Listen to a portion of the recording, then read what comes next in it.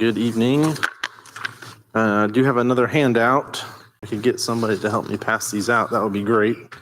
Pass those out. I made more copies this time, so hopefully we have enough. If not, Brian will get us some more, I guess.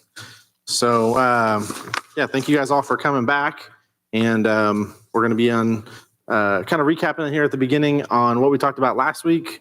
And we started our series on financial stewardship. We talked about how we ought to view the money that we have and how we ought to view our finances, and that we are just stewards of our finances. We're managing them on the Lord's behalf. And so when we view them that way, it should help us to, open our hand a little bit and be more giving with it, be more wise with the way that we spend it, because, we have to, we're going to have to give an account of the things that we do. And so we want to make sure that we're being wise stewards with the finances that God has given us.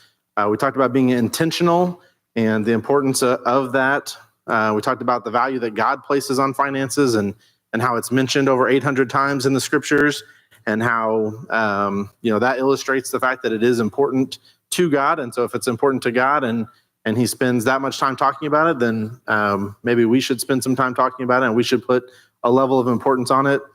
We talked about what is of value to us, and how the things that we spend our money on show the things that are important to us. And if you're married, the importance of having those conversations with your spouse, because what's important to you is what you're going to spend your money on.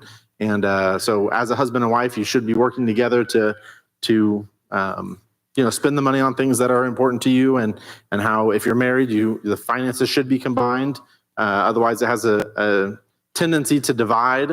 And when your finances are put together and your goals are united, then you can work on, working on being unified in all other areas of your marriage.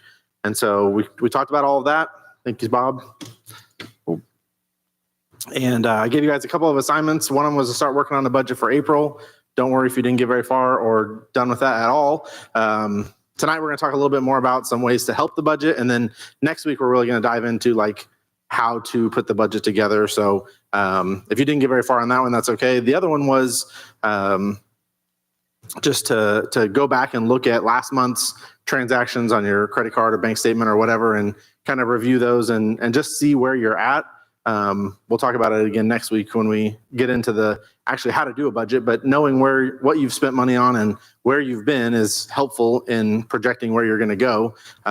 Probably if you did that part of the assignment, you probably saw some things that you didn't expect, or some things maybe that were more than what you thought you spent, or maybe some things that were less than what you thought you spent. And so hopefully if you did that, that was a good, helpful exercise for you. If not, you can do it again this week, or do it this week instead of doing it last week. Anyway, so tonight, though, I do want to start talking about things that impact your budget. And like I said, if you did the homework, you probably found some things that maybe you weren't expecting, or some things that were slightly surprising to you. I know the first time we did a budget, we went back and looked at the last 3 months of transactions that we had done. And both Brenda and I were very surprised at the amount of money we spent on certain things. And it made more sense why we felt like we didn't have enough money, because we looked and saw, it's going to all these different places. That was 15 years ago. And now there's even more places to spend that money, and more easily accessible ways to spend it. And prices on everything is higher. So it goes even a little bit faster than it used to. So maybe you found some subscriptions that you didn't know about. There's services out there now that will go through your bank accounts for you and find all these subscriptions and let you know, hey, did you know you're spending $10 a month on, something you signed up for 3 years ago that you never canceled the 7-day free trial or whatever. So there's things like that. Maybe you saw some subscriptions. Maybe you realized that you spend more money on Amazon than you thought you spent on Amazon. That would be one thing on our budget. If we look that over really closely, it's really easy to go on there and just, oh yeah, we need this, we need that, we need this. And all these packages show up on your porch and your bank account feels it. So maybe you notice some of those things. I want to just give you guys a little story. Something happened that just since I spoke last week, I talked to you guys about our debt-free journey a little bit, and how we've been out of debt for this period of time. And I got this call last week. I think it was last Friday, and it said spam likely. And usually I don't answer those because it says spam likely. I don't want to talk to a spammer. So this time, for some reason, I answered it. And they asked for Steven, and that's my first name. And somebody calls me Steven on the phone. I know that they probably don't know who I am. And so I'm like, what is this about? And they're like, this is a debt collector calling, and any information used on this phone call is going to be used for collecting a debt. And I'm like, okay, I just about hung up then. And then he said something about Fidelity Communications. And I'm like, well, I used to have Fidelity Internet. And I'm like, okay, whatever. So I hang up on the guy, and I call Fidelity. And I'm like, hey, I canceled my service with you guys back in December of last year. So I got this weird phone call, and they're like, yeah, you owe us like $38. And we sent it to a debt collector. And I'm like, why do I owe you $38? And they're like, well, you canceled your service in December. And when you cancel your service, it cancels your automatic payment that you have set up. And I'm like, well, I never got a bill. And they're like, well, it looks like you're on electronic statements. And so we didn't get a bill. We didn't send you a bill. We didn't call you. Until this debt collector calls me. And then like the next day, I think I got a letter in the mail also from the debt collector. But anyways, I say all that to say, they reversed one of the late fee. There was a late fee on there for like $9. So I paid this $27 or $29 bill or whatever it was. But I give you guys that example because that literally just happened since I was last up here telling you, we don't have any debt except our mortgage. And there's a debt collector calling me last Friday to collect on a debt. So I want to come clean to all of you and let you know that I did pay the debt. It is no longer owed. It was an oversight. But I feel like I pay pretty close attention to our finances and to our budget. And I'm checking the bank account pretty regularly just to make sure everything looks right. But even then, stuff can slip through the cracks. It's just, we have to be intentional. We have to be kind of on top of everything because it's really easy to let things slip through the cracks. And so I'll talk a little bit more about some of that stuff as we go. But it was just kind of funny that I got that call this week. And so I want to share that with you guys because, all of us have money issues or money problems or mistakes with our money, or we missed something along the way. So I'm certainly no better than you guys. I'm just up here teaching it because I like talking about it, and Brian said I could. So that's why I'm here. But anyways, I did talk about last week how regardless of where we are, probably all of us in this room have enough money coming in to at least cover our necessities, right? Our house, our car, our gas, our food, utilities, things like that. Most all of us, maybe all of us have enough money coming in for those things. And sometimes maybe it feels like that's all we have money for, and we don't get to do any of the fun stuff. But I think most of us probably fall into the situation where we can at least cover the necessities of our household budget. And I think if we can, what we're going to talk about tonight, hopefully will give us maybe a little bit more wiggle room on that, or find some ways that we can have a little bit more room in our budget. When it comes to budgeting, though, there's really only two things that can help balance the equation. One of them is you can earn more money, and the other one is you can spend less money, right? There's only how much you have coming in and how much you have going out. That's the entirety of what you have to work with. And so there's really only two ways that it can go: earn more money or spend less money. Obviously, both would be an option as well. But it sounds really simple, and it is simple, but it's also really difficult. And balancing those things out and figuring out the best ways to earn more money or the best ways to spend less money can be sometimes difficult. So more than ever, though, today, like in 2024, we have more ways to earn money maybe than we ever have in history. I mean, there's just so many side hustles. A lot of people call them side hustles. There's just so many extra ways that we can earn money. And so I just want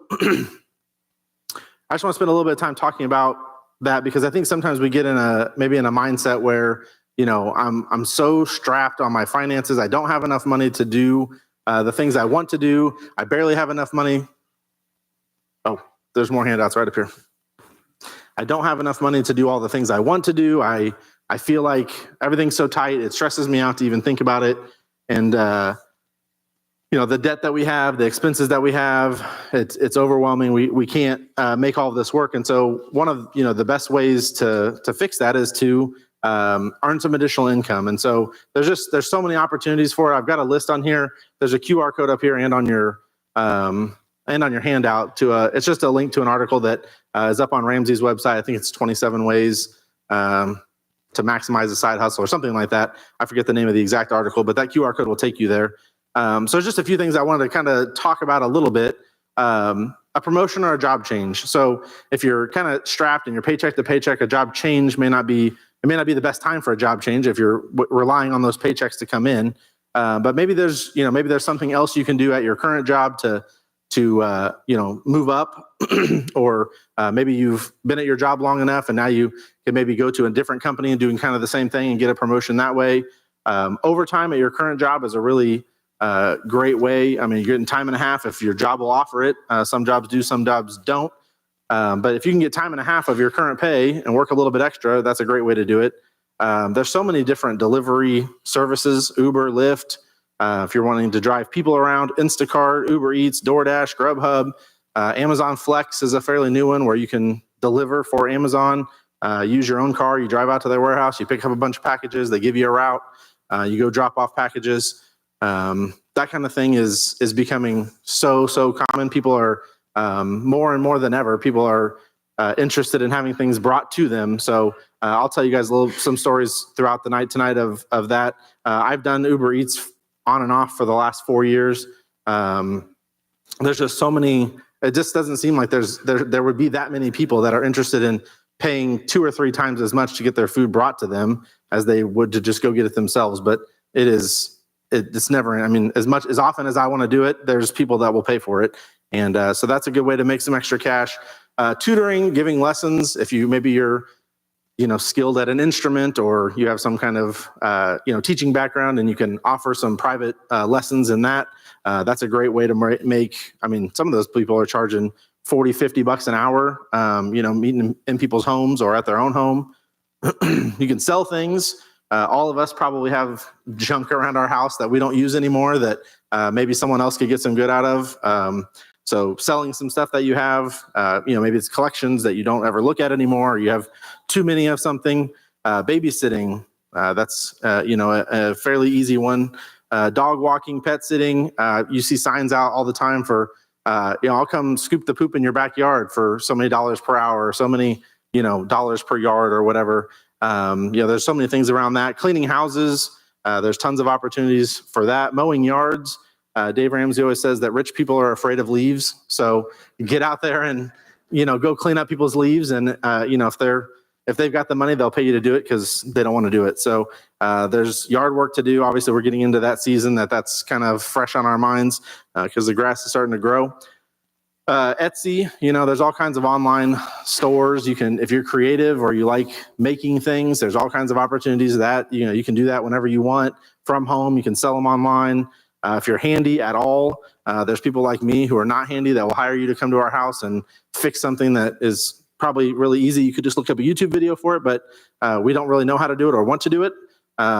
So I would fall in that category. Facebook Marketplace, Flipper. I don't know if you guys ever see stuff on Facebook Marketplace. People are buying these old dressers for $5 and then they sand them and stain them and put some new hardware on them and they sell them for $200 or something. There's all kinds of stuff you can flip on Facebook Marketplace. Part-time jobs, there's all kinds of places around town that are always hiring for various different things. There's seasonal work. Like I mentioned, the weather's getting nice, so there's a lot of outdoor things that are starting to pick up. In the wintertime, you got all kinds of retailers hiring for Christmas time. You got UPS and FedEx and all these places that are hiring extra workers. And so there's just a lot of things that you can do. This is like, a very short list of hundreds of things that you could do. If you're looking for ways to earn some more money. I saw an Instagram reel today that some guy was charging $12 a trash can to come power wash out your trash cans. And he's like, you do 20 of these a day and you earn, however many dollars. He had the math on there. And, it's like, over $1,000 a week if you go around spraying people's trash cans out. I'm not paying anybody to come power wash my trash can. Maybe you have extra money and you want to pay someone to power wash your trash can. But there's so many different things. You get a power washer and go clean your neighbor's driveway or blow off their fence or their house or something. There's just a lot of extra things that you can do. If you have some kind of a skill, there's, other options. I mean, people like me that I'm not super skilled in a lot of things, but I don't really mind doing hard work. So, if I have the ability to do it, maybe I'm interested in doing that. So, but if you have a skill in a certain area, if you're handy and you can build things, or maybe you're a woodworker and you enjoy doing that, There's lots of things that you can do to kind of earn some extra money on the side. And the good thing about a lot of this stuff is you can do it after work hours. You can do it on the weekends. You can do it in the evenings. You can do it. Some of it you can do when your kids go to bed. If you have kids, you can, there's just all kinds of flexibility with some of this stuff. And I think a lot of times we just think, well, I only make $25,000 a year, so there's not really anything else I can do other than try and cut my expenses. And sometimes there is more you can do. There's other things for a season. None of the things I'm going to suggest tonight with earning more money or spending less money, I'm not suggesting any of it as like a lifestyle change for the rest of your life, because all of these things are going to require you to be away from your family more often. You're going to be more tired. There's going to be a sacrificial element to these things. But for a season, if we're really diligent about trying to get out of debt, or we're trying to save up for a big purchase, or we want to go on vacation, or we're building a house, or we're my wife's going to stay at home with the kids. Like, there's other things that we can do to kind of make some extra funds. And so this is just a list of a few examples of that. Just some personal examples from my own life. So when I was a year old, my parents moved from North Missouri on the farm. 1985, they were farming, and there was a drought that year, and the farming just went bad. And so they went broke farming, and they left my hometown in North Missouri and moved down to Kansas City area. My dad got a job at Marion Laboratories, which is where he still works now. It's called Catalent now, but he got a job up there. He also was working in the evenings after he got home from that. He was working at the apartment complex where we lived. He would, fix people's blinds, or, go over and fix something that was broken, or he checked on the pool at the apartment complex, and he just did like handyman things around the apartment complex. I'm guessing they took some off of the rent, or they paid him a little bit or something for that. So he was doing that on the side. And then my mom, she had some friends in the apartment complex. At the time, she was staying home with me. I was a year old. And so she started staying home, or started watching other people's kids in the apartment complex. She started doing babysitting for one lady in the apartment complex, and then another person. And that grew. She's still doing babysitting to this day. I'm 39, so she's been doing it for 38 years now. So she started babysitting as, just a way to get some extra money coming in. And it ended up being a way that she felt like she could stay home with her own kids, or be available if we needed, to be picked up from school because we were sick, or a field trip, or something comes up and she wants to be available. That was one of the ways that she was able to contribute to the finances of the house, while also still being a stay-at-home mom. And so that was an example from my childhood that my parents did. For me and Brenda in our own life, Brenda went through nursing school within the first few years of our marriage. And so while she was going through nursing school, she was working as a server. And the more intense nursing school got, the less hours she could work. And so I picked up a second job delivering pizzas. I worked at the bank at the time. Friday and Saturday nights, I'd go deliver pizzas. I think I did that for, 6 or 8 months or something like that. Just as a short term, hey, we need to bridge the gap between her finishing school and her starting her new job as a nurse. And so we did that for a period of time. And then, as I mentioned, the last few years, I've been doing Uber Eats on the side, just for a season as we're building our house, or like when the pandemic hit, I had just quit my job at the bank, and I hadn't started working at the church yet. So I had kind of this weird overlap time that I started delivering for Uber Eats at that time. So there's seasons, and like in my life, there's been seasons where, we're in a pinch for some reason, or we want to do something extra. I've got a good friend of mine that does Uber even now to save up money for vacations. So him and his wife both have their own professional jobs, and it pays all of their bills and all of that. But if they want to take a family vacation, they need $3,000 or whatever. For a month or two, he'll, do Uber and earn a few thousand extra dollars, and that'll pay for their vacation. And so just things like that. There's just seasons that we go through where maybe it's beneficial to have. These are not jobs that maybe you're going to look at as a long-term career, but maybe just ways that you can, earn a little bit extra money to get you through the current time. So there's a couple of quotes that one of them's from Dave Ramsey that I really like. He says, there's a great place to go when you're broke: to work. And it's just, it for some reason, it doesn't always occur to people that, like, hey, things are not going really well financially right now. there's a good place to handle that. If you need more money, there's places that will pay you to come show up and do a job and then, go home. And so go to work. Thomas Edison, there's a quote I saw from him that says, opportunity is missed by most people because it is dressed in overalls and looks like work. And so sometimes people just don't see what's in front of them because, they're focused on other things. But the more intentional you get about one area of your finances, the more your eyes open to other areas of finances that maybe you hadn't considered before. I'm not a huge fan of just working all the time, but the more I think about, okay, well, if I just worked, one extra day a week, I could get this much, of my house paid off faster. I could save up this much more for this trip we want to go on. And so you start kind of running the numbers and balancing it out. Okay, would this work? Would this work? Okay, for a few months, I think we could do this. And so there's just some opportunities there. So on your handout, I gave you like a little blank for you to write in what's something you could do to increase your current income. So if you are looking to increase your income, are there any things that I mentioned or anything you can kind of start thinking of? You don't have to answer that tonight, but is there anything else that you think, hey, I have some skill in this area, maybe I could do this extra thing, just as an idea for you to think about ways to do a little bit of that. So one side of the equation is, can you earn any more money by doing any of these other things? The other side is the spending less side. And before I get into that, I want to give you guys some statistics before we get into some kind of practical ideas for that. So there's this site called Making Sense of Cents. And in 2023, they published this article that said the average U.S. home has 300,000 items in it.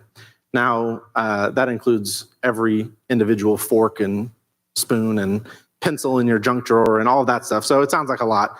But if you've ever moved, I'm in the process of moving now, you feel every one of those 300,000 items as you box them all up and decide why we still have these and why do I still have my yearbook from my 5th grade elementary school class or this picture that I drew for my parents in 1992. Like, do I really need these things? And you start to realize, like, we have a lot of stuff in our houses, and that's kind of a symptom of the problem, which is what we're going to get into here in just a minute. But also, in addition to the 300,000 items that the average U.S. household has, nearly 10% of households also rent a storage unit.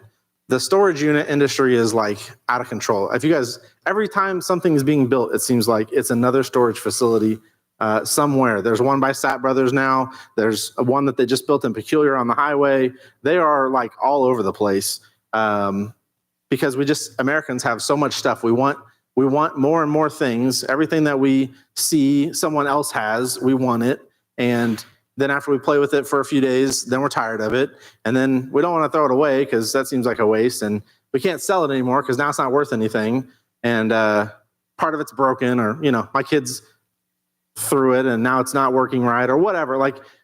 But we end up keeping it, and it just kind of junks up our house and it junks up our life. And then we get a storage unit because everything's too full in the house. So we move it out there, and then we're paying $100 a month for a storage unit just to store stuff that eventually we're going to get in there and throw it all away anyways. And so it's a cycle of just stuff. Americans like stuff. The average household in 1950, or the average home, in 1950 was about 1,000 square feet. And by 2015, the average was over 2,600 square feet. And so we build these houses to fit all of our stuff, and then we got to fill them with stuff. So then we buy more stuff to fill them up, and then it gets too full, and then we got to get a storage unit to put it all in. And so it's like this cycle. And then we finally go clean out the storage unit, only to have to refill it because we've refilled our houses of things. And so it just becomes this cycle. And the last thing I put up there is keeping up with the Joneses is taking on a whole new meaning. When I was a kid, that phrase, keeping up with the Joneses, was like, the neighbor next door across the street gets a new car, and now, other people on the block want to get a new car, or you see him riding around on his new riding mower, and it's like, well, we need a riding mower. I'm tired of pushing it. Let's get a riding mower, and there's those kinds of things that you just were like, you would compare yourself with this other family and why they have this. Maybe we should get a new one. It's probably time for us as well. But now, you don't even have to know anybody. You don't have to be out and about and see what other people have. It's on your phone. It's on Facebook. It's on Instagram. It's on TikTok, whatever generation you fall in, whichever one of those apps you use. We see it all the time. It's always in front of us. They're there's our friends, or it's people we don't even know, and they're showing us their, for me, what all the videos I get is, if you're building a house, here's 5 things you don't want to miss having in your new home. And it's like, these tens of thousands of dollar additions that it's like, well, yeah, that would be cool to have, but I'm not going to, spend the money on it. But it is cool to watch those videos and see what kind of cool stuff we could do, because we're building a house, and while we're doing it, we might as well do this. And then it's like, check out this new backyard, and it's, all this cool fancy stuff, and they got a pool, and they got, all these things going on, or it's just constantly thrown at us. The consumer mindset of just, we want what other people have. They want to promote that they have all of these really cool things, and you don't even have to know these people in order to start getting kind of sucked in by, oh, well, I should get something like that. And then just click the link in the description below, and you can, it takes you straight to Amazon. You can get it tomorrow, and we're like, oh, great, this is awesome. And again, it's going to break. We're not going to be excited about it 2 weeks from now. It's going to go in a junk drawer somewhere. Eventually, we're going to throw it out, or we're going to put it in a storage unit. And that's just how it goes. So keeping up with the Joneses is not just your friends anymore. It's everybody. It's all around us all the time. And so obviously, none of this is to talk about like how having nice things is a bad thing. I don't have a problem with people having nice things. I have some of the same tendencies, right? We all are kind of susceptible to just wanting to buy things and wanting to get things. But in 2 Corinthians 10:12, you can turn there if you want, or it's on the screen. It says, "For we dare not make ourselves of the number, or compare ourselves with some that commend themselves, but they, measuring themselves by themselves and comparing themselves among themselves, are not wise."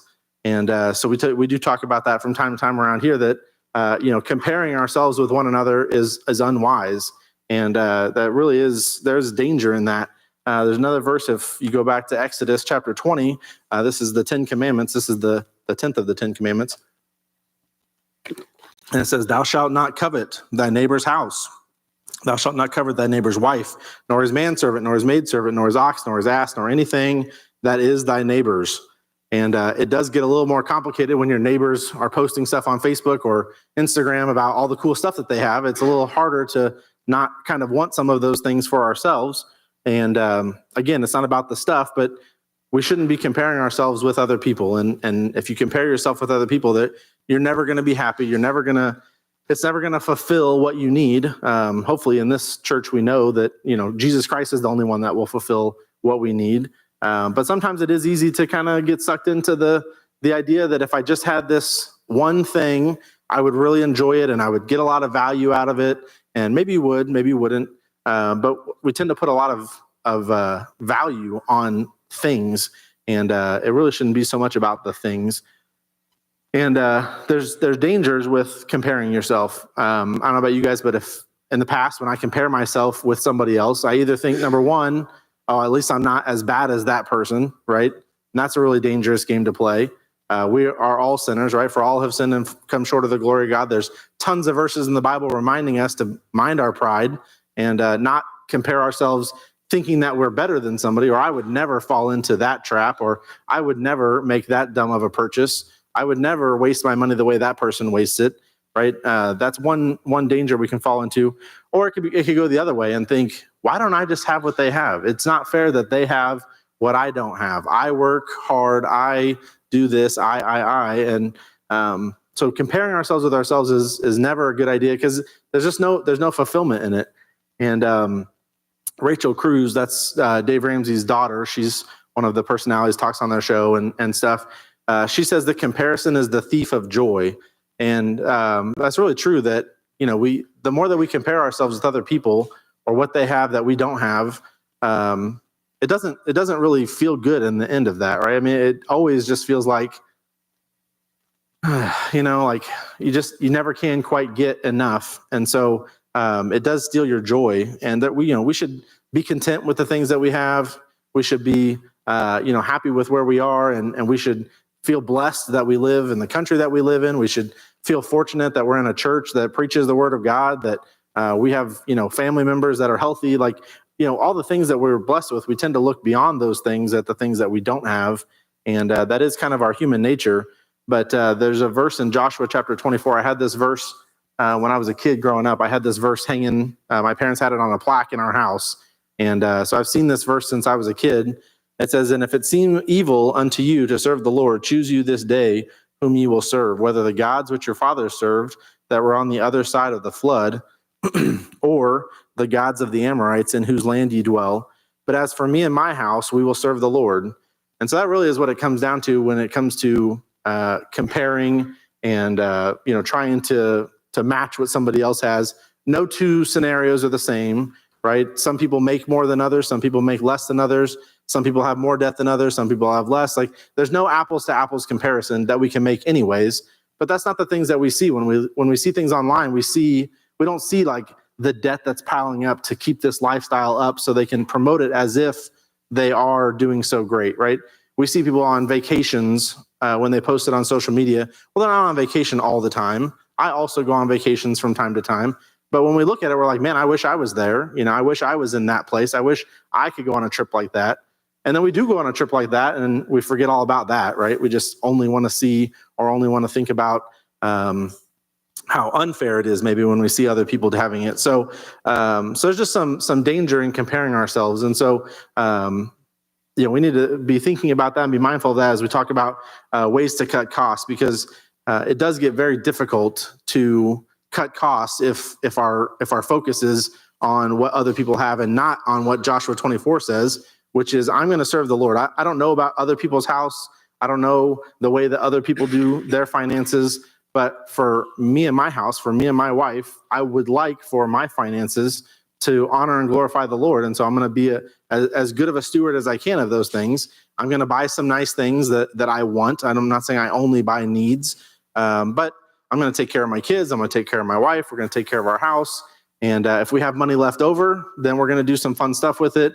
But I'm not going to try to keep up with somebody else's lifestyle, right? Me and my wife have our own goals. And as long as we're unified on it, hopefully I can keep the outside distractions out. And for me and my house, we're going to serve the Lord. So that's kind of the goal of this as we get into the practical things. So ways to spend less. This is another one of the, just like ways you can earn more, there's probably thousands of ways you could spend less. There's another QR code. There's another article from Ramsey's website. They've got some good ideas on there. I did not include all of them. I included some that they don't have. But the first one, getting out of debt. We'll talk a lot about this week and next week both.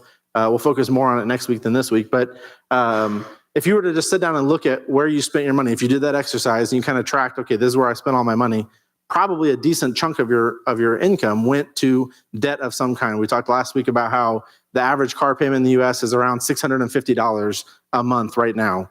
I've got some other statistics that says the average, like in personal loans, is around $517.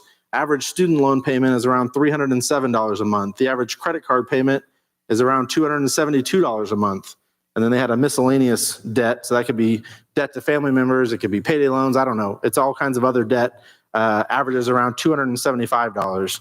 And those amounts just like add up. You just think about how many hundreds of dollars or maybe thousands of dollars are gone from your budget because of these other these debts that are taking it before you really even get to do anything with it. And especially like on credit cards and student loans and things like that, we're spending so much of our current income and energy on things that happened months ago, years ago, decades ago, maybe.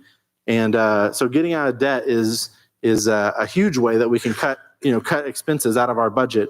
And I do know that that's easier said than done. And some of us are in different situations where, maybe that's going to be a really long haul, but that's where it goes back to, it's going to hit the rest of these things. How can we cut expenses to get out of debt even faster? And what can we do on the income side to get out of debt even faster? What if you made an extra $1,000 a month? How quickly would that expedite things? Maybe you're in a really deep hole. Maybe you need $2,000 a month extra. Those are options. There are ways to do that. You might be really tired for a season, but if it gets you and sets you up for success long-term by, working really, really hard, a lot of hours for the next couple of years, is that worth it? That's a decision for you and your spouse to make, or just you if you're not married. But like I said, there's been seasons in my wife and I's life where that has been something that's been important to us. So we'll hit more on get out of debt next week. We'll talk a lot about the debt snowball and ways to kind of systematically go through the debts. But for now, we'll just stop there on getting out of debt. But eating at home, I talked a little bit about this last week. The stat I have on that is the average American spends $1,200 a year on fast food. So if you break that down, it's $100 a month. It's like $25 a week. If you go any fast food around here, that's like 2 visits, maybe 3 if you're getting, if you're eating really cheap. So, that's the average. And then it also said that the average American household, so this is for a family, spends about 10% of their income on eating out. And we talked about last week, the average income for Cass County is around $77,000 a year.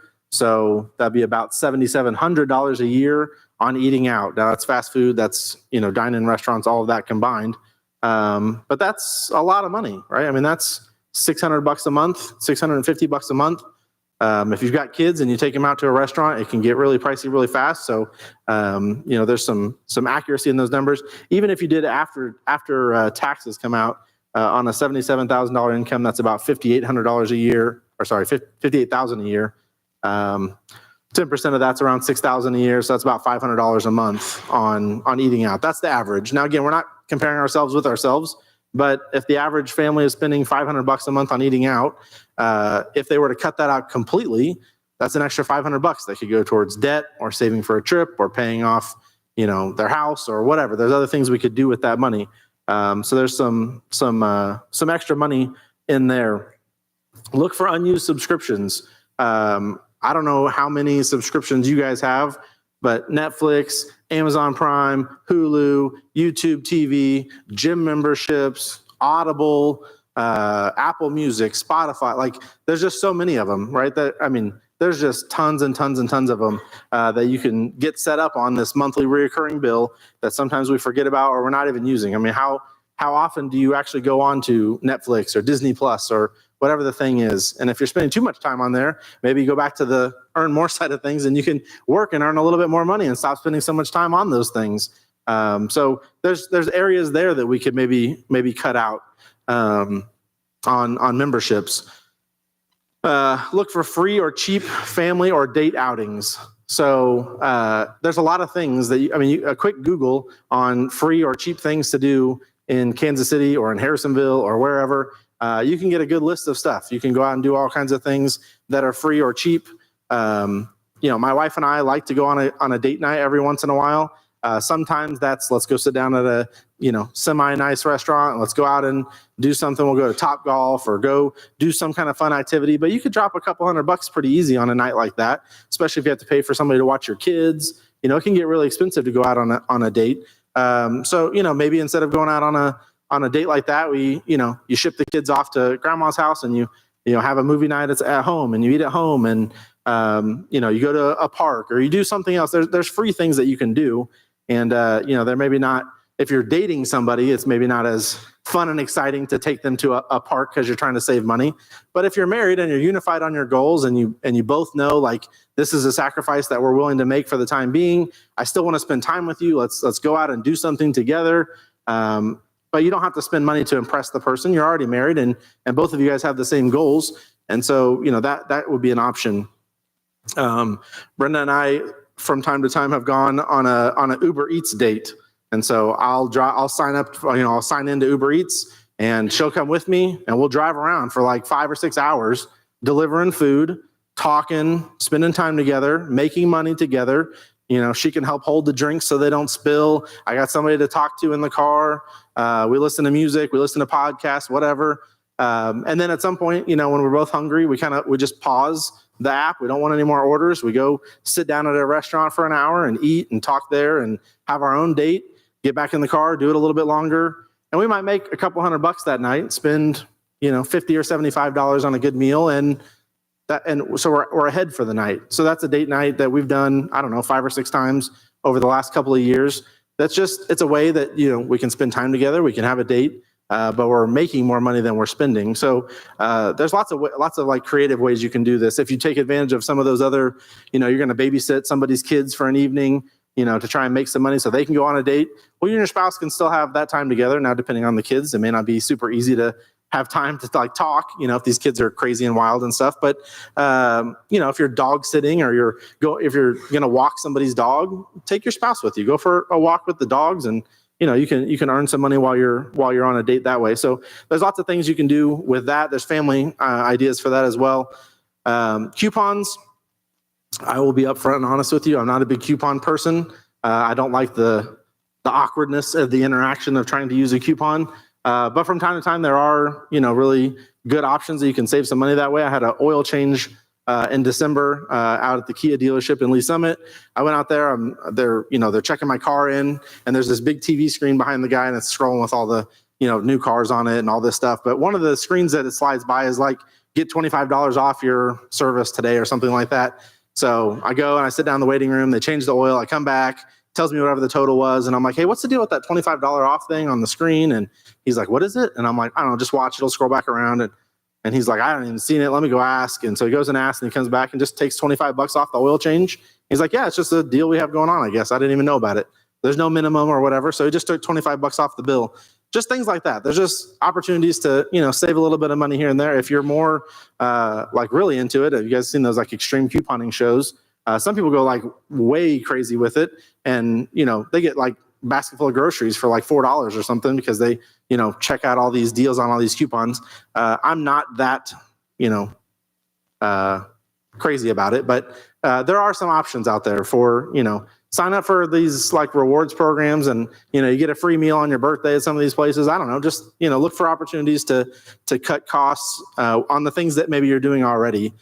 Place that you might go eat already. If you can, I was going to get my oil change at that place regardless of the $25 deal. I just happened to see it, mentioned it, and got $25 off. So there's things that you can do with that that come along. So control your impulse spending. That is easier said than done, but you can do that in a lot of different ways too. Since COVID, it's made a lot of things obviously more complicated, but some things has been a little bit better, right? I don't know how many of you guys have done grocery pickup instead of having to go in and shop for your groceries. That's a good way to cut down on impulse spending, right? You're not walking up and down all these aisles looking at everything. You just go on the app, tell it all the things you want, and they bring it out to your car. So that can cut down on some things that you might think you want because you happen to see it. It's also going to save you a lot of time. Sometimes if you think about like, okay, I really want this thing. I see it. I spend a lot of time scrolling through. I am trying to limit myself because it's so tempting, but scroll through Facebook Marketplace, right? We're moving into our new house. I got a list of things that I kind of want to get for the new house. If the price is right, kind of a thing. So I'll scroll through Facebook Marketplace and I'm looking for different things on there.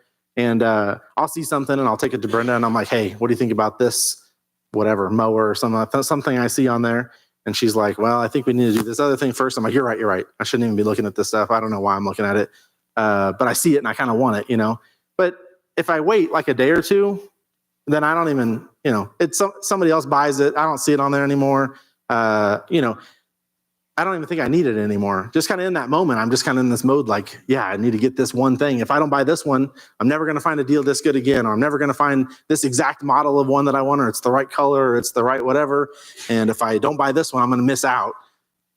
There's going to be more, you're never really going to miss out on it. There's never like a too good to be true deal. If it's not the right time and your spouse isn't in agreement, if you just wait a couple days on your impulse spending, a lot of those purchases, a week from then, you won't even remember that you looked at it and that you wanted it.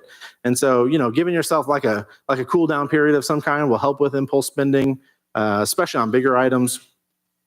I think that's all I want to say about that one. Pay cash. This is one of the best ways to spend less money.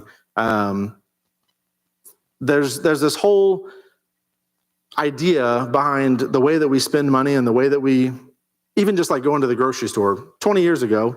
You go to the grocery store, it's $100, you hand them a $100 bill or a couple 50s or whatever, you hand them cash. They give you your groceries, you've handed them the cash and you leave, right? But then with the credit cards and debit cards being a lot more prevalent, now you go and it's $100 or now it's $150 or whatever it is. And now we swipe our card or we stick our card in or we tap it on the thing and we keep our card and we get the groceries. And so it seems like a small like change, but instead of trading, I'm going to give you this and you're going to give me my groceries. Now you're just going to give me my groceries and I don't have to give you anything. Like there's like a mindset change that it's subtle, and we know that, okay, the money comes out of our bank account or the money comes on our credit card bill or whatever, but there's something different than actually handing the person cash or handing the person something in exchange for what we're getting. And so it's a small, like subtle change, but retailers know, they do studies and spend millions and millions of dollars figuring out the most effective ways to get, their per receipt or per transaction prices up, right? They want you to buy the candy bars and the gum, and they want your kids to see that little trinkety toy that's $3 and it's not that big of a deal, just throw it on the cart or whatever. They want you to see all the stuff at the registers because they can get the prices up just a little bit more at the register. And if you're not exchanging something with them anymore, it changes the way that you view that transaction. And now you can Apple Pay, right? Or pay with Samsung Pay if you have an Android. You can do it from your phone. Okay, you're holding your phone, you're scrolling through while they're ringing everything up. They tell you the total. You just tap that side button, hold your phone close to the thing. You don't even have to get anything out of your pocket. You don't have to hand them anything. You're not even touching your card anymore. So it's not like, in your head, like, okay, it's real money coming out of my bank account, but you don't even get something out of your pocket. It's something you're already holding, and you just hold it close. And now they give you all your stuff, and you walk out, and you never even touched your card or your anything having to do with your bank account. It almost feels like you're not spending the money because it's so like frictionless. There's no hesitation there. And if you guys have been on a cruise recently, or if you've been to Disney and stayed like on their resort, they give you like these little bracelets, and all your stuff is contained in that bracelet. And they say, okay, this way you don't have to carry your wallet around with you. Who wants to carry their wallet with them on vacation? You don't have to have cash, and you get coins back, and you're trying to ride a ride. Now your coins are falling out of your pocket. Don't even deal with all that. Just use the wristband. We'll connect it to your bank account, to your credit card or whatever. And everywhere you go, all the gift shops, or if you're on a cruise, all the the drinks or the stores that you can buy stuff at, you just tap your wrist, and the transaction goes to your account. And then at the end of the trip, you get a list of all the charges that you had that trip, and you're like, oh my gosh, I spent this much on this, because it's just so easy. You can just tap really fast. You don't even have to think about it. You don't have to get anything out of your wallet. And so it becomes easier and easier. But when you pay cash, and granted, it's not always an option. You can't always pay cash for things. You're buying something online or whatever, you can't obviously pay cash for it. But as often as you can pay cash for it, it's going to help you in a couple ways. It's going to help you think more about the purchase. So I told you guys we haven't borrowed money on anything but a home for over a decade now. And so the last couple of cars we bought was like $15,000 car. Well, when you save up $15,000 in cash, that takes some time, right? Some years of working and saving and sacrificing to put this money in a savings account. And then the day comes where it's like, okay, I think we got enough. We can finally start shopping for this car. So, I'm doing all the research. I'm like, well, if I'm going to be spending this money I've been saving up for the last 3 years, I want to make sure it's exactly what I want. And I'm going to try and get the best deal on it as I can, because I don't want to spend more of this savings account that I've been looking at for this every time you log into your bank account, you see it sitting there, and it just kind of gives you a little bit of assurance. It's like, man, okay, if something really bad happened, we have this cushion to fall back on. Well, if I'm going to spend that huge chunk of money all at one time on a car or a trip or something like that, a big expense, I'm going to try and do my research on it and get the best deal that I can. And when you do that, you're going to tend to spend less. When you're negotiating and you have cash, it's like, okay, I really want to part with as little of this cash as I can. What's the best deal I can get on this item, on this car, on this fridge, on this vacation or whatever? I'm going to look for the best deal. I'm going to try and negotiate it down because I want to part with as little of my cash as I can. Whereas if you go into a car dealership and you want to buy a $15,000 car and you're buying it on payments, and they say, it's going to be $600 a month. And it's like, well, if you get, you can get this other option, it'll be $603 a month, but you can have the leather seats, or you can get the moonroof, or you can get the whatever, or you can add the warranty. It's going to add, $10 a month to your payment, or $15 a month to your payment. When your mind, you're thinking, oh, it's like $10 or $15 to add that thing. It's like, well, that's not that big of a deal. But on a 6-year loan, that might be $1,000 extra that you're paying for this item. And maybe it's something you want, and maybe it's worth it and all of that, but you start thinking about those things whenever it's like cash that you're actually handing over to this person that you've had to save and sacrifice to get to, and now you're going to hand it over to somebody in exchange for this vehicle or whatever the item is. You tend to spend less on those things because you've sacrificed on the front end. versus having to sacrifice in debt payments in the long run. Dealing with credit cards specifically, there's this company called Dun & Bradstreet. They did a study that found when people use credit cards, they spend on average 12 to 18% more than people who spend cash. That shows up in a number of different ways. Maybe you buy an extra of something, or you pay for the person that's with you. Hey, I'll get it today. You can get me next time or whatever. Whereas if I only got $20 in my pocket and I'm with somebody, it's like, okay, if I'm going to get them, it's going to cost me like all the $20 I have with me. Whereas on a credit card, you don't have that. Or you're paying on a credit card, you're more likely to maybe splurge for a little upgrade, like I was talking about on the cars. So on average, people with a credit card spend 12 to 18% more. That's an average. I know some people are like, well, I only use it for these things and I would have bought it anyways. And that's fine. But on average, 12 to 18% more on credit cards. So there's so many things. There's new things coming out all the time too. If you guys shop online at all, you see Klarna or Affirm or Afterpay. They're these 4 easy payments of whatever. They take your total amount and then they just divide it into 4 payments. And so you can pay, I'm gonna buy a $100 item today, or you could just pay $25 today. And it's like, well, that sounds good. What's the catch? Oh, you gotta pay $25 next month and the next month and the next month. And once you've done 4 payments of that, then you're done. And so the problem with that is now a lot of those don't have any fees. There's no interest if you pay, the 4 payments on time or whatever. And so you think, well, there's no harm in doing that because I'm still paying $100. It's not like I'm getting charged a fee to use that service. But what Klarna advertises, that's just one of those companies. They advertise to like their merchants, people who they want to be offered on this company's website.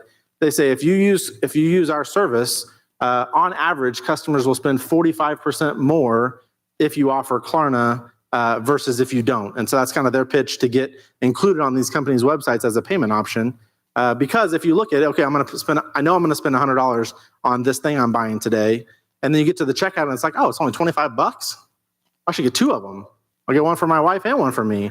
It's like, well, that's only $50. That's still even less than I was planning on paying. But then you don't think about, oh, next month I'm going to pay it again, and the next month and the next month. And now I spent twice as much as I was going to spend just because it offered a smaller price, right? Or, I have a pair of pants in my shopping cart, but I should get the shirt that goes with it or the shoes that go with it because it's less than what I was expecting to spend today anyways. I'll just budget for it again next month, or most people don't budget for it next month. And so on average, they spend 45% more. And so there's when these companies are spending millions and millions of dollars on ways to get through the psychology of how can we get people to pay more on average, how can we get them to buy more of our things than they used to? There's so much stuff that goes into that as consumers, we don't really even think about a lot of times, or we don't even really pay that close of attention to. We just think, oh, this is convenient. It'll just be easier for me to do it this way versus this way. But there's a lot of data that goes into that, and a lot of studies and things that go into how you spend your money and how to get you to spend a little bit more. And so the value in paying cash is a big one because it limits. I mean, obviously, you only have so much cash. If you have cash in your hand, you can only spend what you have. You can't spend more cash than you have because they're not going to give you the thing. Hey, your total today is $100. Well, I only got $75. Is that okay? No, it's not okay. You go, oh, it's $100. Like, why don't you pay me the $75 and then you put the rest on your card? But you can only pay what you can pay with cash, and so that can be a huge kind of shift in your spending on that way. Shopping around. There's so many things that we can shop around on. Just a few examples for you guys tonight. Insurance. So a lot of times health insurance, you can't shop around a whole lot because it's through your employer usually, but like car insurance, homeowners insurance, things like that. A lot of people don't really think about shopping around for those things. I had State Farm. My parents had State Farm since I was a kid. When I started driving, I got State Farm. I had it, well into our marriage. And then, I find out, oh, there's like other companies you can switch to. You see all these, Geico can save 15% or more in 15 minutes or whatever their thing is. And, but every insurance company on TV, it's like, some people save on average $800 if they switch to our company. And if you shop that stuff around a little bit, you can find better deals on that. If you have Farmers or State Farm or Geico or some, a big major nationwide company like that, if you go into your agent's office or you call them, they can only give you other options. So like when I had State Farm, the only thing they could tell me was what other State Farm options they could give me, right? They couldn't tell me what Farmers or somebody else would be. But there's insurance brokers, and you can, it doesn't cost anything extra to go with a broker. I've got an insurance broker that I use. So usually about every year or 18 months, I'll shoot the lady an email. Hey, can you shop around my rates again real quick? And so within a day or two, she'll send me here's the better, here's a little bit better deal with this company, or, your homeowner's insurance will go down a little bit, but your car insurance is going to go up. But overall, you're going to save money by switching to this other company. I don't care what insurance company I have. Really, as long as they're going to pay the claim if I have one, that's all I really care about. I just want the best deal on the insurance when I can get it. So shopping around for insurance, a lot of people don't really think about that, but that's an area that you can save a lot of money. And it's not like you have to do all the legwork and go to each company's website and type in all your details. And you can have an insurance broker just contact all of these different companies for you and shop the best rates, in minutes.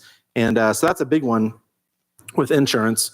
Your home internet, if you guys have internet or cable or something like that, I don't know how many people still have cable anymore, but you can shop those things around. There's multiple companies that offer internet service at your house. Sometimes you sign up and it's like, we'll give you, $40 a month for the first year.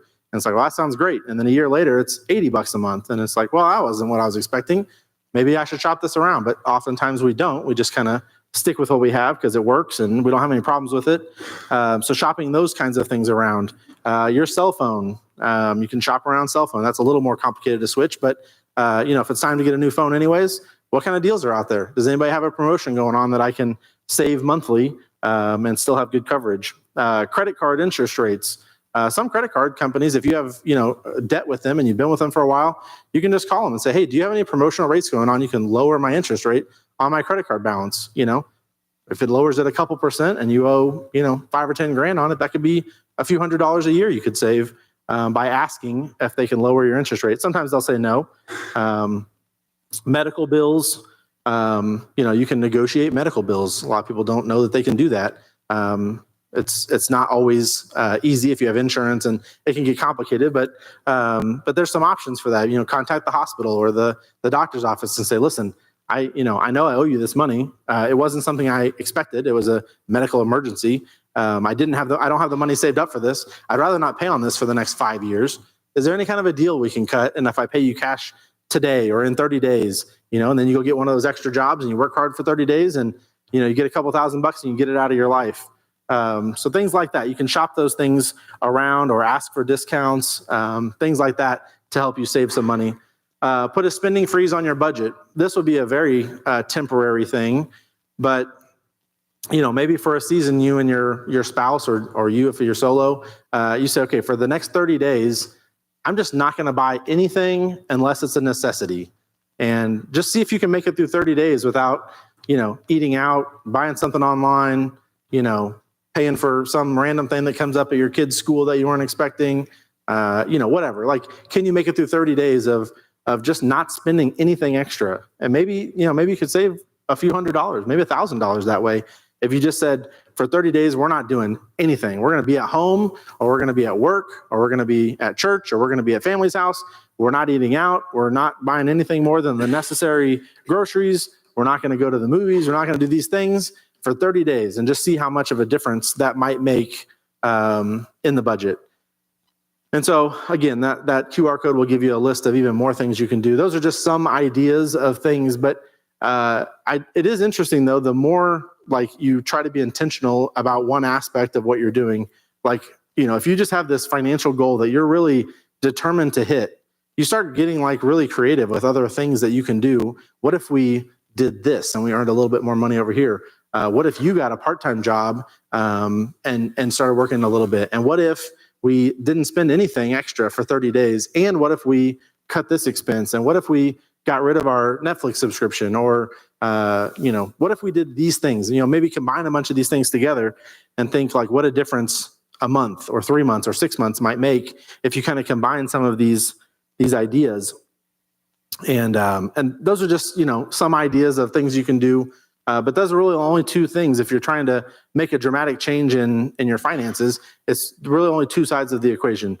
Earn more, spend less, or ideally both of those things together. and make a big make a big momentum swing. Okay, so we've got about 20 minutes left. The homework for this week. So just if you didn't do the homework from last week, looking through your bank account statement and all that, I would suggest maybe you do that as well. But did I put it on the handout? I don't even remember what I put on the handout. Did I put ideas for getting together with your spouse and dreaming about? Okay, so that's the homework. So go out on a free or cheap date, or if you have some extra money in your budget, go out, sit down somewhere, get away from the kids if you have kids, and just try to just talk about like what are we trying to accomplish? Like what would be something, what's a goal that we would like to get to? Maybe it's the student loan payment that's been sitting in the back burner for the last 5 or 10 years, and it's $10,000. We're sick and tired of seeing it there. It's stressful. We don't want to think about it anymore. What if we just really worked hard for like 6 months? Do you think we could knock it out? And you start doing the math. Okay, well, that's so much dollars per month.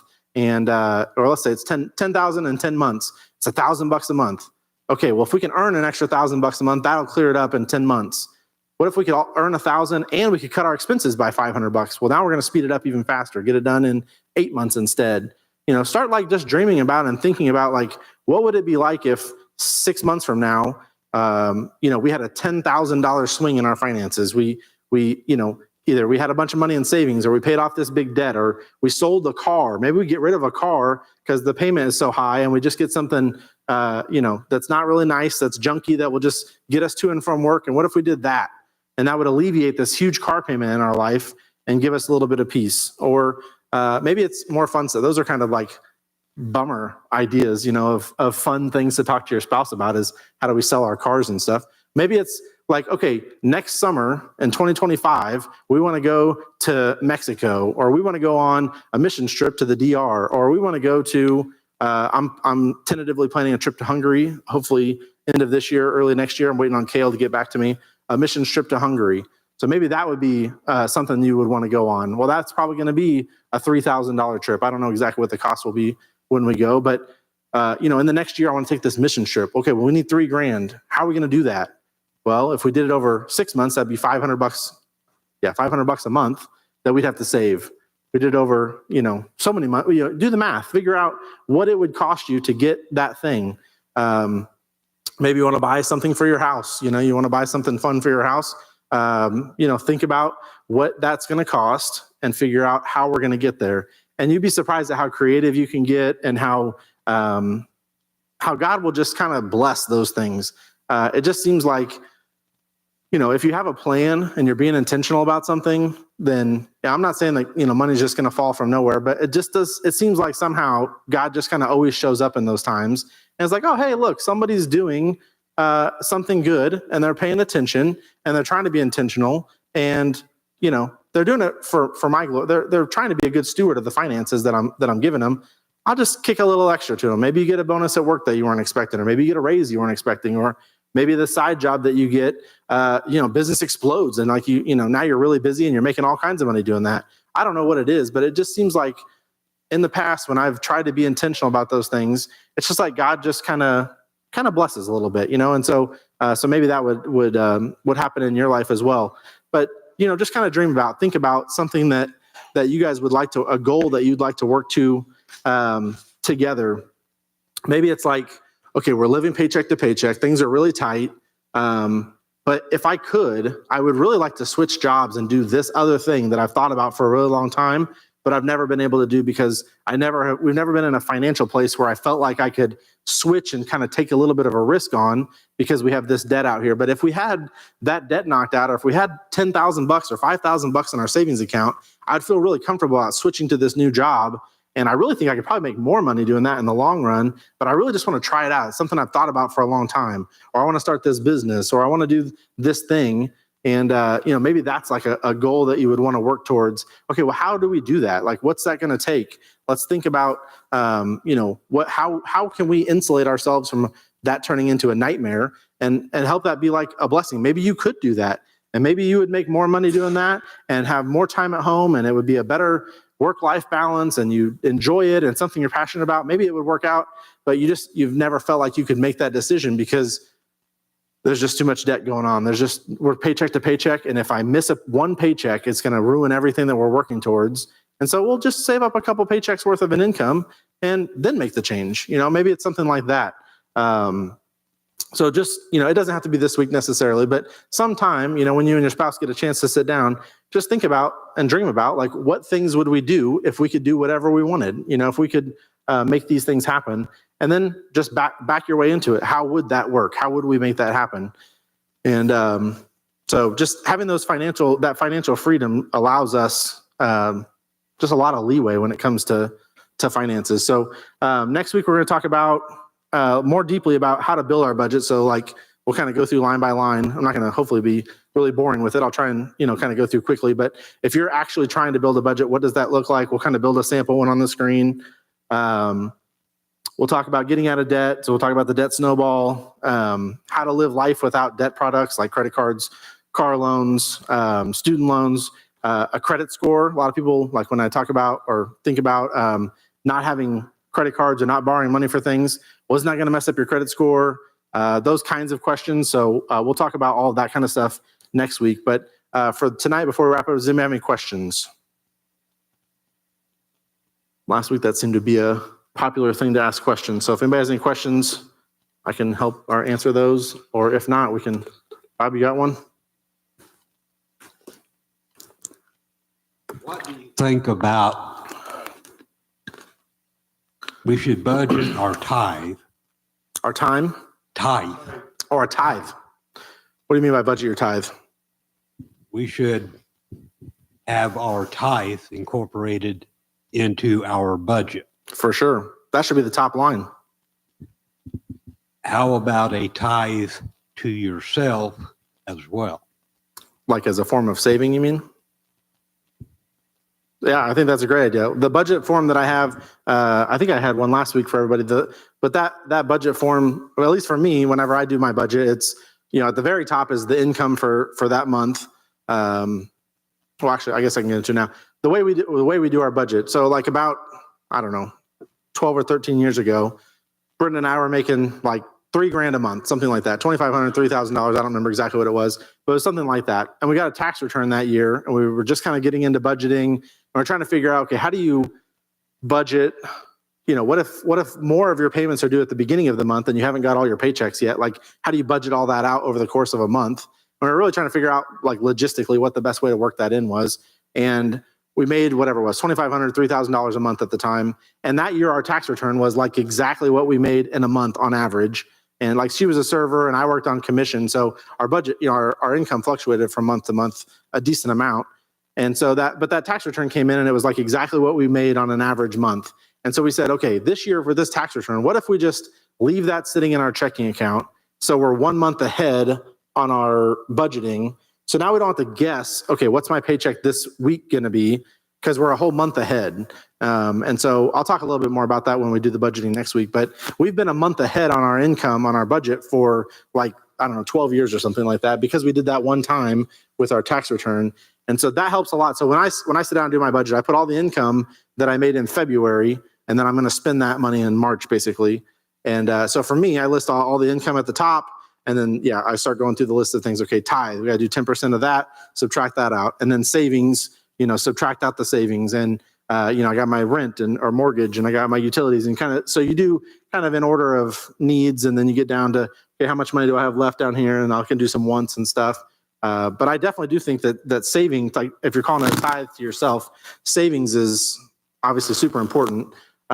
Depending on where you're at, sometimes it's maybe more important to get some debt out of your life so you can save some more. But I will say, even if you're in debt, like we have, Dave Ramsey calls them sinking funds. But if, like your property insurance is $1,000 a year, or let's say it's $1,200 a year for easy math, you want to put away $100 a month every month for the year, so that when property tax time comes, you have the $1,200 on hand to pay it. So you're not having to try to squeeze $1,200 out of that 1 month's budget. So that's kind of, I think, what you're talking about, just kind of saving up throughout the year for things. Christmas is going to be here in December, figure out kind of how much you think you want to spend and save that much per month, so that when you get to December, you have all the money saved and you're not in crisis mode trying to scramble and come up with it. So the more you can do that on the front end at the top, I think that is a good idea. More month left at the end of the money. Yeah, hopefully it's the other way around. Is that me? Sorry. Does anybody else have any questions? Comment? All right, Steve, what's your comment? Well, you talked about that insurance, all our, Sorry. all our insurance is due right now or comes up due in April. And we use a broker, like you say, so they can shop around for the best insurance policy for you on whatever you have. And of Mhm. course, it's usually always best if you can bundle it, Yeah. get everybody. But what they're starting to do, the rumor I'm hearing is, you have like a deductible. You have to pay for the first whatever. So if you move your deductible up $500 or $1,000, if you're a good driver, you don't make a lot of claims. If you move that up, you can save on your insurance Mhm. premiums. Mhm. And if you do good, and there's also what they call a split deductible for insurance and hail damage, because as we know, there's a lot of that around. Mhm. Everybody's getting new windows or roofs and stuff like because of hail. So they do a split one where that's a little bit higher than the rest of it. Okay. And that way it'll save you money too. If you don't make a lot of claims, or if you Yeah. get some hail and it's nothing's leaking, you just kind of let it go or something to the next one maybe or whatever. But Yeah. that's something to think about too, because if you move your deductible up, it'll save your premium. It'll save you money. Yeah. Yeah, for 'Cause sure. Ours have been going up. I mean, it's going up a lot. Yeah. Yeah. I've heard of companies, insurance companies in different states dropping, like in Florida, insurance companies not even operating in that state anymore for hurricane claims and things like that. So I shopped around on our lake property and they said, well, the house is too old. It's got an old roof. I said, it's a metal roof. yeah. I mean, it's nothing's wrong with it, Yep. except for maybe just faded a little bit, but they just go by age. It's age. We don't even want to look at it, Yeah. so. Yeah, you got to remember with insurance, they run all these actuarial tables to figure out what are the statistical odds that you're going to have a claim. On average, if we've got 1,000 customers and we have three out of 1,000 having a claim every month, what's the math on that? How much is the average claim? How much do we have to bring in order to pay all of our agents and pay all the claims people and still make a profit? And yeah, at a certain point, they get to and say, well, we're having 500 claims out of 1,000. We can't do this anymore. And they just drop it. And so, yeah, insurance is a business and they got to make money. But yeah, it does seem like my car insurance keeps going up and up and up. And so yeah, that's why shopping it around and trying to find the deals. And if you have enough money in your savings account, you can carry a $2,000 deductible or $1,000 deductible instead of a $250 deductible. If you've got the cushion to be able to do that and it saves you and that makes the payment worth it, then that could be a good idea. Now, if your car is only worth $5,000, you probably don't want to carry a $2,500 deductible on it. You might switch it to liability only. So yeah, it covers you from the big medical stuff or whatever. Somebody running into you, then, you just get Yeah. liability. But yeah, we Yep. had property we owned that it went up from $2,800 a year to $5,200 in 2 years. Yeah. Yeah. Almost double. Yeah. Yeah. Yeah. I don't know when it's going to stop. Yeah. Yeah. We're weighing it out right now on the car. I told you guys last week that I bought, it's a $4,200 car. So it's like, well, how much do we switch to liability? So we're kind of weighing out how much risk do we want to take on versus how much do we want to let them carry? Maybe 12 months from now, we feel differently than we feel today. So yeah, there's all those, the more like I said, the more you get into any aspect of the finances, the more you think, I could probably do a little bit more if I looked at this thing over here, or I looked at that thing over there. And so you kind of start to, connect the dots and think, okay, well, if I saved a little bit on this and I made a little over here and I cut this thing out completely, you kind of start to do the math in your head or on paper and try and figure out how you can maximize it. And so it kind of snowballs on. It's kind of like that with anything you do. The more intentional you get about something, the more you kind of focus on the details of it. So. So we're changing. I mean, even though we use a broker for this one company, Mm-hmm. and we're going to another broker that uses that same company and see if there's some way he can even reduce, or Yeah. maybe that insurance agent is charging us a little bit more. Uh-huh. He's going to try to find it and see if he can save us even more. Yeah. But it's just going crazy. Yep. I mean, But yeah, the nice thing about all that is it doesn't hurt you to shop it around. I mean, it's not like it's gonna. Yeah, it's not gonna mess you up. It's not gonna. It takes them a few minutes to do it, and it can be a little bit of a process when you switch from one to the other. But they do all the work, and they send you your new insurance cards, or they tell you to download the new company's app so you have it on your phone or whatever. So it's really not overly complicated. But sometimes we think, oh my gosh, it's gonna be like so complicated to switch my insurance over. And it's like these people do it 1,000 times a day. Just call them up and have them shop it around for you and see what kind of deals you can get. So. Anybody else have anything else? Questions, comments, or concerns? Steve's trying to get Pat to ask a question. All right, well, I guess that's it for tonight. Let's pray and get out of here a couple minutes early. Yeah, Josie says, let's do it. Dear Lord God, thank you for this evening, God. Thank you for just another opportunity, God, to talk about finances. And God, just help us all to be good, wise stewards of the resources that you've given us. God, help us not to be just frivolous with our spending. God, help us to be intentional and to think about these things, and the ways that we're spending our money truly does reflect the things that are valuable and important to us. And God, I just pray that this series can just be helpful and practical and things that we can actually do and apply. And God, it's as good for me to teach it as hopefully it is for everyone else to hear it. And so I just pray your blessing on our week going forward here, God, as we try to set aside time to meet with our spouse and just to talk about, God, what it is that you would have for us to do next as a couple and as a family. And God, just help us to be intentional, help us to be thoughtful about the things we do. Help us not to compare ourselves against others, God. We know that can be really dangerous, but yet it's so easy to do, and it's just in our face all the time, God. So I pray that you would help us to keep ourselves protected from that. And God, just ask your blessing on the rest of our evening tonight. And I just want to lift up all the prayer requests that were mentioned this morning or this evening. And in Jesus' name I pray. Amen. Wanted me to remind, most of you guys weren't in here whenever he went over the prayer list.